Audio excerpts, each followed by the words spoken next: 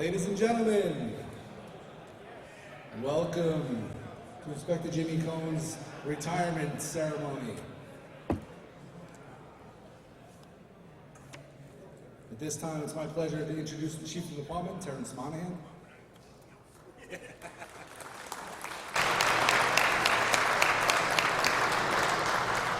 Hey, good afternoon, everyone. Absolute pleasure to be here with Jimmy. Great guy. See by the turnout here exactly what he was thought about. 9 years, Jimmy, just about in aviation. Longest running CO in this unit. Believe it or not, he actually did a lot of things before he came here. Probably we had to put him here. One thing, I don't know if anyone knows, you see the medals on his chest. Jimmy's one of only 10 officers in the history of the NYPD who's been to Medal Day 3 or more times. So it's an honor. Jimmy, a true cop.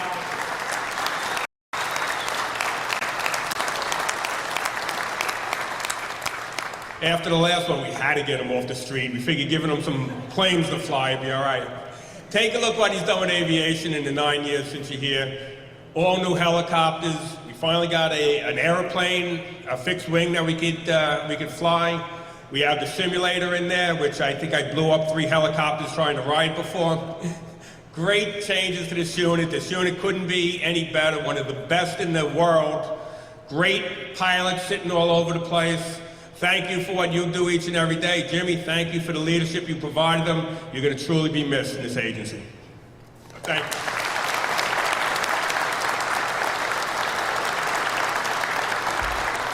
Thank you, Chief Monahan. It's now my pleasure to introduce Chief of SOT, Harry Whedon.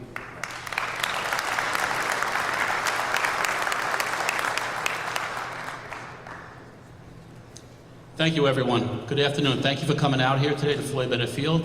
And Jimmy, thank you for all your work here. The improvements you made, as Chief Monahan said. Upgrading the fleet, state-of-the-art helicopters, fixed wing, the simulator, the facility itself, the work you did here on the facility. Everyone remembers how this place looked like years ago and the work you put into it, the training of your personnel, ensuring their safety. Thank you for all your help. It's been great working with you for the past over 7 years now, working with you. You're a phenomenal guy. I wish you the best of luck in your future endeavors, and please keep in touch. Thank you very much. Thank you, everyone.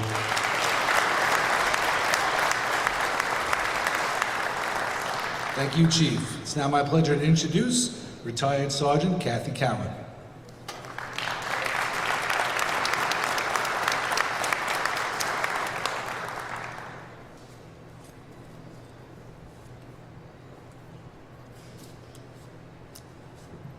The secret of leadership is simple. Do what you believe in, paint a picture of the future, go there, people will follow. It's an action, not a position. Well, Jim Coan is a man of vision and action. He has one speed, and that is fast forward, and many people have trouble keeping up with him. But that has been his work ethic for as long as I've known him. We met in 1998 when Jim was assigned to the Aviation Unit, and we were sergeants together. His NYPD skills, coupled with his military experience, gave him a vision for the Aviation Unit back then. He wanted to raise the bar in all aspects of the unit. Not surprising, though, we lost him when he got promoted to lieutenant and went back to the streets. We maintained our friendship through those years as he climbed the ladder of success and was promoted to captain. In 2010, he came full circle when he was assigned as commanding officer of the Aviation Unit. My friend was now my boss. Throughout our 20-year friendship, we have seen the best of times and the worst of times. The memories of 9/11, the darkest day, are imprinted in my brain forever. The aerial view of the devastation while flying with Jim will never be forgotten. My husband, who's a firefighter, was down below, and everyone lost countless friends and family. Hurricane Sandy was utter devastation for many of us, and yet what I will remember was Jim Coan to the rescue with the Aviation Army, as well as the military. They performed miracles during that time, rebuilding, getting all of us homeless people back in our houses, and I will never forget that. But the best of times far outweighed the worst. Fleet Week, 4th of July, New Year's Eve are wonderful aerial images that are also imprinted in my brain, and my heart twinges on those occasions, even now. Jim, you've had an amazing career. your incredibly unique skill set has made you an extraordinary asset to the NYPD. I truly hope you put the same passion and drive into retirement. You now have 6 Saturdays and Sunday is fun day. My dad's rule is you have to collect your pension for at least as many years as you work. So we will have to live until we're 90. We will be old and probably senile. Thank you for your service, but most of all, your friendship. Your mom and dad are smiling from the heavens as you walk out of your illustrious career and into the Florida sun. Hats and sunscreen, my friend. And tonight at midnight, happy birthday.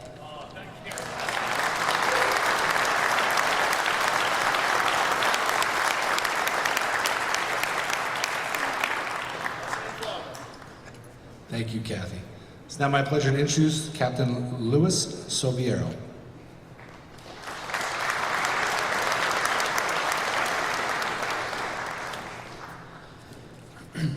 Good afternoon and welcome. My name is Captain Luis Soviero, Executive Officer here at the Aviation Unit. Thank you all for joining us this afternoon. It's my pleasure to introduce the outgoing Commanding Officer, Inspector James Coan. And I'd like to start off by doing that, sharing with you a post from a Facebook page called NYPD Valor, run by the retired police officer Walter Wazalewski, entitled, "The New York City Police Department is Losing a Legend." Jim Coan, Commanding Officer, Aviation Unit, after 31 years is retiring. Jim has served in several commands, but is best known for his time in the Street Crime Unit and Aviation. Jim Coan is one of only 2 officers currently serving in the NYPD who has been honored 3 times at Medal Day, with 3 medals for valor. 10 officers have been honored at Medal Day 3 or more times, 1 5 times, 1 4 times, and 8 3 times. Out of the 8 3-time awardees, only 5 officers have been awarded 3 medals for valor in the entire history of the NYPD. A cop's cops and a boss's boss. The NYPD loses a legend. That was posted on Facebook just this past week. During his years of service, a time that spanned 4 decades, 31 years, 2 generations, and witnessed the transformation of a city, he has worked in a broad and diverse range of law enforcement capacities that only the New York City Police Department could boast or provide. In addition, he served 2 tours of overseas duty to Southwest Asia as a United States Army Lieutenant Colonel during the global war on terrorism. From his humble beginnings as a newly minted officer right through the upper executive ranks, Inspector Coan has handled the simplest to the most complex of assignments, including disputes, assaults, shootings, and has supervised sensitive and dangerous undercover firearms sales investigations. His latest assignment has been commanding the Aviation Unit and its operations for the past 8 years. That brings us to where we are today. It is well worth noting that the Aviation Unit Inspector Coan leaves us is but a shadow of that which he took over in 2010. Its metamorphosis into his vision of what the unit has become lies directly as a result of his tireless efforts, tenacity, and refusal to accept no for an answer. The facts of what have been accomplished under his direction, the statistics, the modernized fleet of aircraft with the most technologically advanced equipment, all tell the story. The Aviation Unit has always been a great unit, doing great things with great people. But under Inspector Coan's determined leadership and command, it not only continues to be what it always has been, but it can also be said that it's the most effective, elite airborne law enforcement entity leading the industry today.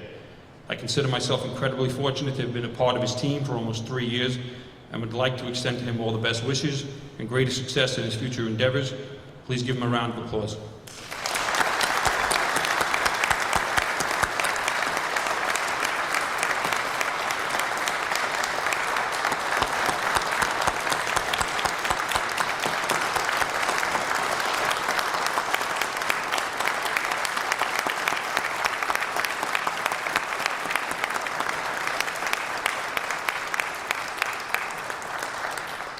One last thing before Inspector Coan speaks, I'd like to thank Officer Teresa McElroy and all the members of the Aviation Unit for organizing today's event.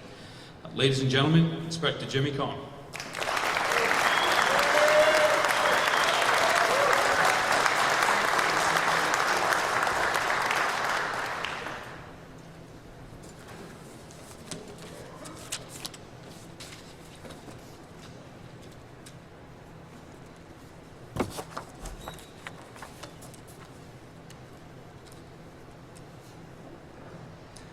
Good afternoon, everybody.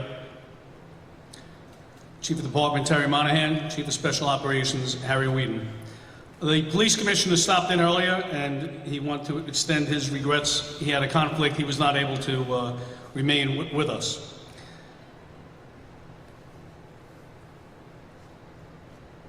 Thank you for attending, other members of the department, members of the Aviation Unit.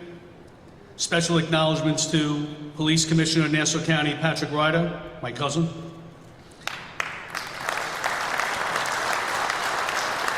Buddy. Friends, and especially my family. Good afternoon and welcome to the NYPD Aviation Unit. I first want to thank all of you for taking your time out of your busy days to be here to send me off. The assembly before me is quite humbling, as was the ovation which you just bestowed upon me. I came on the job 31 years ago, January 1988. The funny thing is, the other day while cleaning out my office, I removed the shoebox containing my old memo books. Inside of memo book number 1, scribbled on a back page, was the salary breakdown for August 1988. After having just received a tremendous contract from then Mayor Ed Koch, where's Monahan? Chris Monahan. Consisting of 3% raises compounded over 3 years.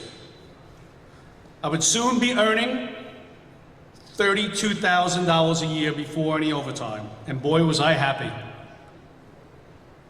My only goal back then was to eventually work in plain clothes, chase and lock up bad guys, and one day become a detective.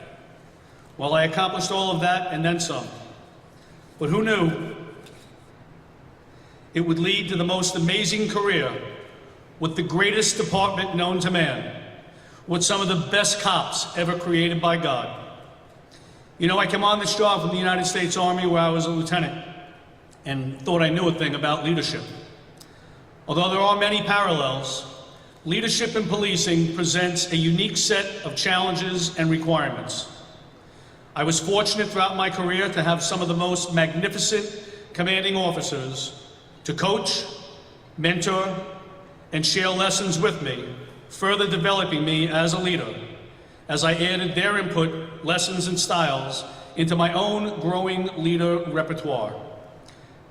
Some of them are no longer with us, but men such as John Dolan, Charlie Doonan, Bill Morange, Andy Palmetti, Dick Savage, Al Matarazzo, Mike Tiffany, Barry Galfano, Bruce Smoker, and even Jimmy O'Neill. Some of these men are still teaching me lessons. Some of them are here today. Most I have developed deep, lifelong friendships with, and I will forever be in their debt for having helped influence and shape me into the law enforcement leader which I am today. But enough of me. What I really want to do is talk about the privilege I have so enjoyed over the last nearly 9 years, being allowed to lead the men and women of the Aviation Unit and oversee the great work which they accomplished. In June 2010, it was a much different landscape than which it is today. The unit consisted of 64 very senior members, over half of which were retirement eligible. There was very little engagement with outside agencies, and we were flying single-engine patrol helicopters over one of the most congested cities in the world. The training program had no written syllabus or standardization program. The Crash Fire Rescue Program, Kathy, you can't make this up. The Crash Fire Rescue Program consisted of an old metal shopping cart filled with hand-me-down fire hoses and some hand tools for extrication.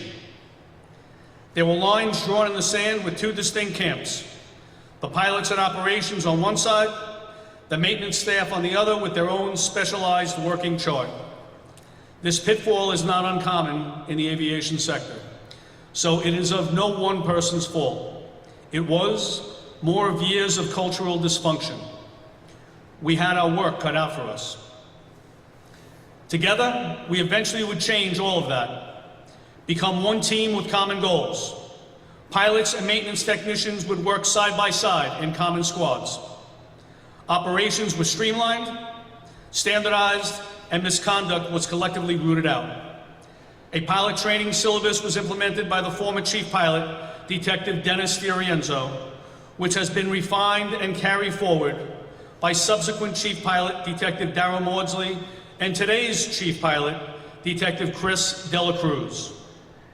Many improvements in aviation maintenance management were implemented by the former Chief Mechanic, Detective Don Gromling, which laid the foundation for today's maintenance management program under the current Chief Mechanic, Detective Pat Corbett, sustaining an incredible operational readiness rate of 90%, which is unmatched in the airborne law enforcement community. I can tell you that only some of the most elite units in the United States Army maintain a 90% OR rate, and a 90% OR rate is near impossible in the commercial sector.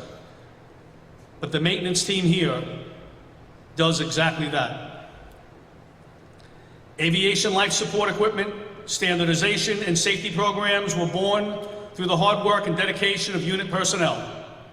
The crew chief training program was transformed from just air-sea rescue, expanded to include hoist rescue, aerial gunnery, and medevac programs, with the department's helicopters receiving New York State Air Ambulance certification, and unit personnel becoming certified as rescue specialists, emergency medical technicians, aerial marksmen, and New York State basic firefighters to support the new crash fire rescue vehicle outfitted with state-of-the-art rescue equipment.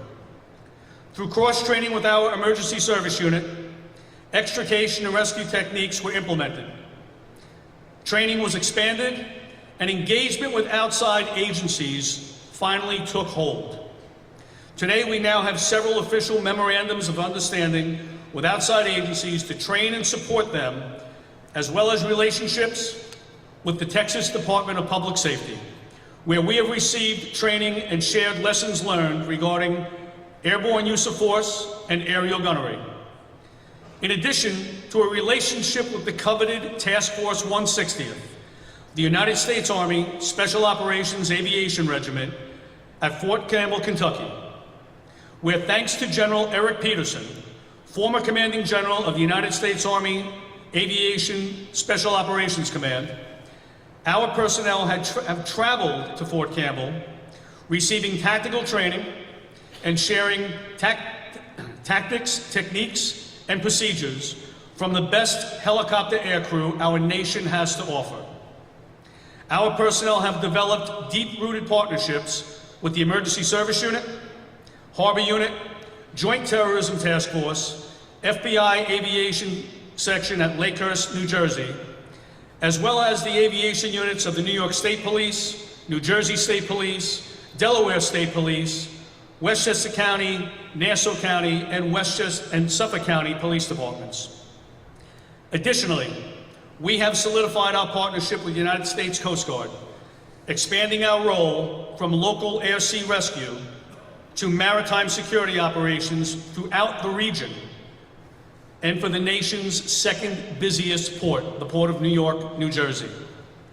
We have also developed relationships with the United States Department of Energy and the Domestic Nuclear Detection Office in expanding our airborne radiological detection operations.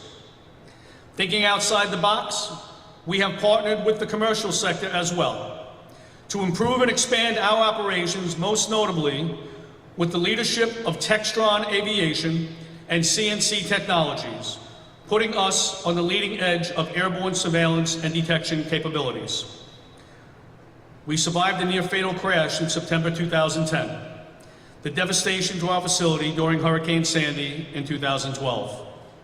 The loss of 40 key personnel replaced by eager yet inexperienced personnel while growing the unit by 25%. The transformation from single-engine helicopters to twin-engine helicopters stood up an air ambulance program, repaired and improved the facility to the condition which you see it today, including a commercial-grade kitchen to support unit members. As you know, there's no deli to walk to across the street to get a meal. When the personnel arrive here, they're here until it's time to go home. They now have a kitchen to prepare their meals like the firemen do while they're here doing their jobs. and the addition of a confidential airplane section displaced from Floyd Bennett Field, operated under a commercial enterprise. A reintroduction of airplanes which has not been seen in this department since 1958. The following comparison from 2010 to today is a testament to the tremendous work by members of the Aviation Unit. Total flight hours increased by 123%. Total assignments have increased by 97%. Total training hours are up 200%. Training assignments up 55%. Rescues, lives that have been saved by the people in this unit, up 166%. The airplane section is rather new, but to compare the same period last year over this year, airplane hours are up 20%, maritime security operations up 66%, and with partnering with the Joint Terrorism Task Force, doing God's work protecting not only the city but the nation from evildoers, surveillance hours are up 400%. Theodore Roosevelt once said, "It is only through labor and painful effort, by grim energy and resolute courage, that we move on to better things." This I present to you is not the work of any one person. It is the result of deliberate teamwork and collaboration within the Aviation Unit, with partnered units, other agencies, and the commercial sector integration. This, ladies and gentlemen, is the result of the hard work by the men and women of the Aviation Unit, and they should be proud of their amazing accomplishments. I know as their commanding officer, I could not be prouder of them and all which they have accomplished together. Perfection is not attainable, but if we chase perfection, we just may catch excellence. Vince Lombardi. The men and women of the Aviation Unit continue to meet the rising bar of excellence daily in their operations and training. Isn't it funny how day by day nothing changes, but when we look back, everything is different. I hope my legacy is not leaving something for the people, but rather leaving something in people. In a moment, I'll be joined by my family in flight operations, where I will sign out in the unit command log, a task which I have done on countless occasions in the past 8.5 years. Except today will be my final entry. I shall depart through these hangar doors, excited to meet new challenges, opportunities, and the prosperity which awaits me. I leave with a heavy heart, but no regrets. Far and away, the best prize that life has to offer is the chance to work hard at work worth doing. Theodore Roosevelt. CAVU, ceiling and visibility unrestricted. Stay safe. God bless you all. God bless, and may He look over the men and women of the NYPD Aviation Unit, Emergency Service Unit, Scuba Team, and Joint Terrorism Task Force, and may God bless these United States of America.